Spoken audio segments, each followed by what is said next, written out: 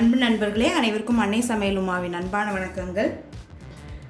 இன்றைக்கி அன்னை சமையலில் பார்க்க போகிறது ஒரு வெயிட் லாஸ் ரெசிபிங்க. கொள்ளு குழம்பு. இந்த குழம்பு 15 நாளைக்கு ஒரு தடவை செஞ்சு சாப்பிடுவாங்க. வாங்க கொள்ளு குழம்பு எப்படி செய்கிறதுன்னு பார்க்கலாம்.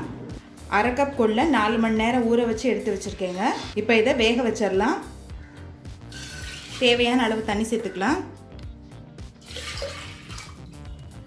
இப்போ இதை ஒரு மூடி போட்டு குக்கர்லேருந்து 5 விசில் வந்தோன்னே இறக்கி வச்சிடலாம். இப்போ கொள்ளு நல்லா வெந்துடுச்சுங்க. கொள்ளு நல்லா சாஃப்டாக இருக்கணுங்க. இப்போ இதை எடுத்து தனியாக வச்சிடலாம். கடாயில் தேவையான அளவு எண்ணெய். இது வெயிட் லாஸ் ரெசிபின்றனால கொஞ்சம் எண்ணெய் தான் சேர்த்துருக்கேன், அதுவும் நல்லெண்ணெய் தான் சேர்த்துருக்கேன். 1 டீஸ்பூன் மிளகு, 1 டீஸ்பூன் சீரகம், 1 டீஸ்பூன் தனியா.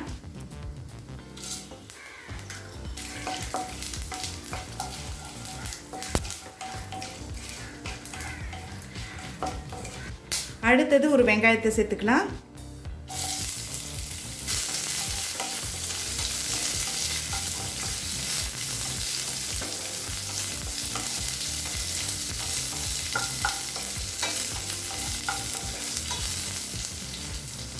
அடுத்தது ஒரு தக்காளி.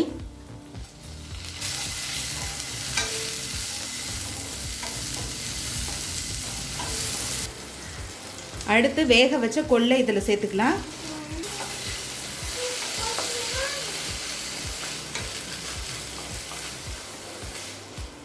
இப்போ இது கொஞ்சம் நேரம் ஆறின பிறகு மிக்சியில் எல்லாத்தையும் அரைச்சி தனியாக எடுத்து வச்சுக்கலாம். கடாயில் தேவையான அளவு எண்ணெய், 1 டீஸ்பூன் கடுகு, 1/2 டீஸ்பூன் உளுந்து, கொஞ்சம் பெருங்காயம் சேர்த்துக்கலாம், கொஞ்சம் கருவேப்பிலை. அடுத்து நம்ம அரைச்சி வச்சிருக்க விழுதை இதில் சேர்த்துக்கலாங்க. மீதி இருக்க கொள்ளையும் இதுலேயே சேர்த்துக்கலாம். கொஞ்சம் மஞ்சத்தூள், 1 டீஸ்பூன் மிளகாய்த்தூள், தேவையான அளவு உப்பு.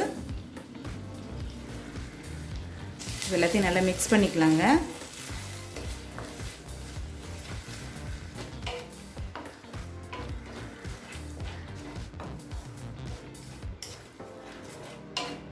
கூடவே 1 கப் தண்ணி சேர்த்துக்கலாங்க. கொள்ளு வேக வச்ச தண்ணி இருக்குது, நான் அதே சேர்த்துக்கிறேன். கொள்ளு வேக வச்ச தண்ணியை வேஸ்ட் பண்ணாதீங்க, குழம்புலேயே சேர்த்துருங்க.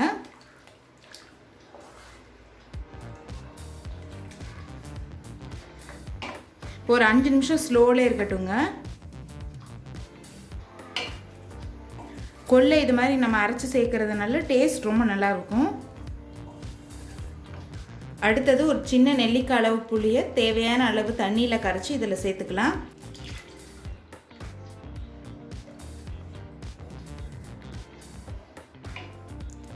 இப்போ புளி சேர்த்துட்ட பிறகு ஒரு 5 நிமிஷம் ஸ்லோவில் இருக்கட்டுங்க.